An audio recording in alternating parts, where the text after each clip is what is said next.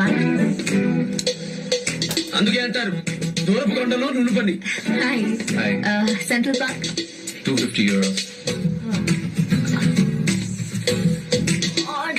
ఎంత వారు గాని వేదాంతులైన గాని వాళ్ళు చూపు సోకగానే తేలిపోదురు కైపులు కైపులు.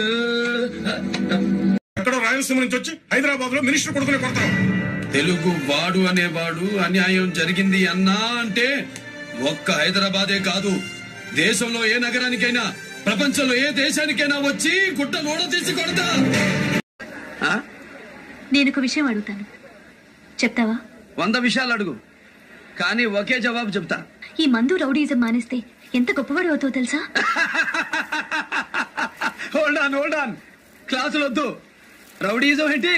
కనపడ్డ వాడాలో ఇష్టం వచ్చినట్టు కొట్టడం, ఈ సెంటర్ మొత్తానికి నువ్వే పెద్ద దాదాగా ఫీల్ అవడం. దాదానా?